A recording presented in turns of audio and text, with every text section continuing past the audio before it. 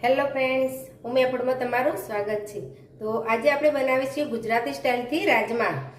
તો રાજમા આમ તો પંજાબી રીતે બને છે, પણ આપણે થોડો ગુજરાતી ટેસ્ટ આપી અને રાજમા બનાવીશું। તો એ માટે મેં અહીંયા અડધો કપ જેટલા રાજમા લીધા છે। એને આપણે 4 કલાક પલાળી રાખેલા અને પછી કુકરમાં 4 સીટી વગાડી લીધેલી, એટલે સરસ આ રીતે બફાઈ ગયા છે। આ રીતે મેશ થાય એવા આપણે બાફી લેવાના।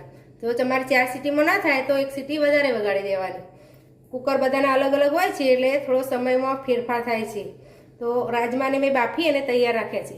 હવે આપણે વઘાર કરીશું। તો વઘાર માટે કઢાઈમાં 2 મોટી ચમચી જેટલું તેલ એડ કરીશું। તેલ આમાં તમે થોડું ઓછું કરવું હોય તો બી કરી શકો અને વધારવું હોય તો વધારી શકો।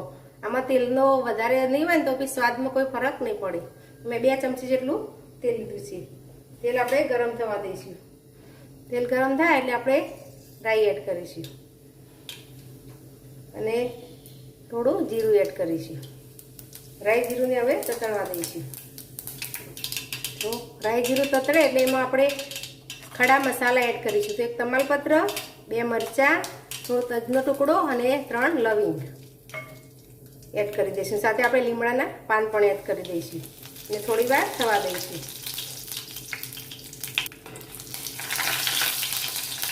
થોડા સંતળાય એટલે એમાં આપણે હિંગ એડ કરીશું। તો 5 ચમચી જેટલી હિંગ લીધી છે। હવે એમાં આપણે આદુ, મરચાં અને લસણને અધકચરા ક્રશ કર્યા છે એડ કરી દઈશું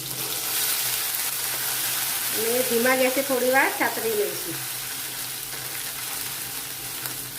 સાથે આપણે થોડું લીલું લસણ પણ એડ કરી દઈશું। તો 5 વાટકી જેટલું, મોટી વાટકી હોય તો અડધાથી ઓછી લેવાની, નાની વાટકી તો અડધી વાટકી જેટલું મેં લીલું લસણ લીધું છે।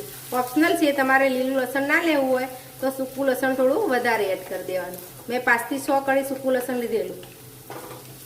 હવે થોડી વાર સાતરી લઈશું લસણને। તો લસણ સરસ સંતળાઈને ચડી ગયું છે। એના જે ડાર્ક કલર થોડો લસણનો આવી ગયો છે પાનનો।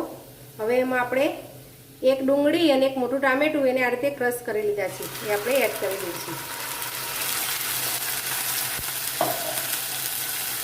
સરસ મિક્સ કરી લઈશું।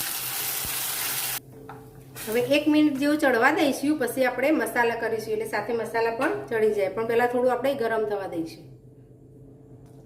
તો આ રીતે થોડું ગરમ થઈ ગઈ છે આપણે ડુંગળી ટામેટાની ગ્રેવી, એટલે મસાલા કરી દઈશું। તો અડધી ચમચી ધાણા જીરું પાવડર લઈશું, અડધી ચમચી લાલ મરચું પાવડર લઈશું અને હળદર આપણે 5 ચમચી જેટલી જ લઈશું। સ્વાદ પ્રમાણે મીઠું એડ કરીશું। આપણે રાજમાં બાફતા મીઠું એડ કરેલું છે, એટલે આપણે એ રીતે સાચવીને મીઠું એડ કરવાનું। હવે આપણે પંજાબી મસાલો લઈશું। કોઈ પણ તમારે પંજાબી શાકનો મસાલો હોય, પંજાબી છોલેનો કે પનીરનો, કે આપણે એડ કરી દેવાનો, ના હોય તો ગરમ મસાલો એડ કરી દેવાનો। બધું સરસ મિક્સ કરી લઈશું। આપણો ટામેટા ને ડુંગળી ચડશે એટલે સાથે મસાલા પણ સરસ ચડી જશે। હવે તેલ છૂટું પડે ત્યાં સુધી આપણે થવા દઈશું। સાથે આપણે થોડી કસૂરી મેથી પણ એડ કરી દઈશું। તો મેં કસૂરી મેથી લીધી છે, એને આ રીતે ક્રશ કરી અને એડ કરી દઈશું। ઓપ્શનલ છે, પણ એનાથી સ્મેલ સરસ આવે છે। હવે તેલ છૂટું પડે ત્યાં સુધી ચડવા દઈશું। તો ગ્રેવીમાંથી સરસ તેલ બહાર આવવા લાગ્યું છે। હવે આપણે 2 ચમચી દહીં લીધું છે, એમાં આપણે 1 ચમચી ચણાનો લોટ એડ કરીશું અને સરસ એને આપણે મિક્સ કરી લેવાનું છે। આપણે ગુજરાતી સ્ટાઇલ બનાવીએ છીએ, એટલે આપણે આ રીતે થોડી ગ્રેવી ઘાટી બને એ માટે આપણે દહીં અને બેસન એડ કરીશું। આ રીતે સરસ મિક્સ કરી લઈશું। તો સરસ મિક્સ થઈ ગઈ છે। હવે આપણે આ ગ્રેવીમાં એડ કરી દઈશું, ચલાવી લઈશું। બેસનને દઈને આપણે 2 મિનિટ જેવું ચડવા દઈશું, પછી આપણે રાજમા એડ કરીશું।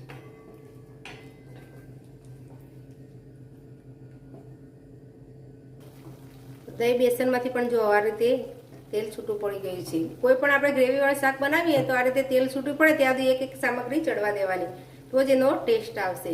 હવે આપણે રાજમા બાફેલા એડ કરી દઈશું। તો સરસ મિક્સ કરી લઈશું।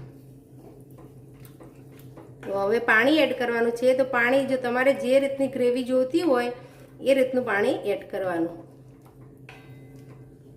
આપણે પાણી એડ કરી દઈશું. મેં આ પોણા કપ જેટલું પાણી એડ કર્યું છે. પછી જરૂર જણાશે તો હું એડ કરીશ.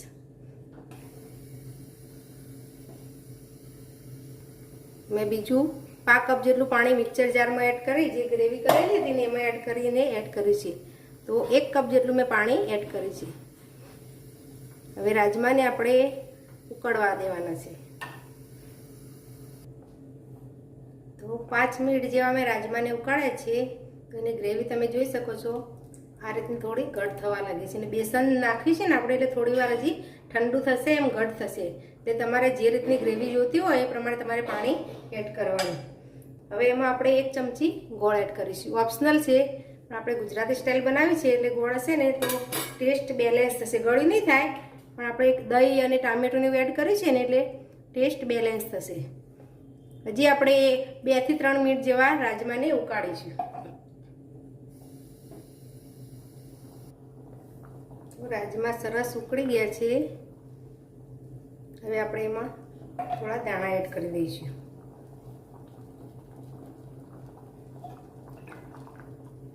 મિક્સ કરી દઈશું. હવે આપણે રાજમા અને ભાતને સર્વ કરીશું. ગેસ બંધ કરી દઈશું. તો સર્વ કરવા આપણે આ રીતે વચ્ચે ભાત લઈ લીધા છે. હવે આપણે રાજમા એડ કરીશું.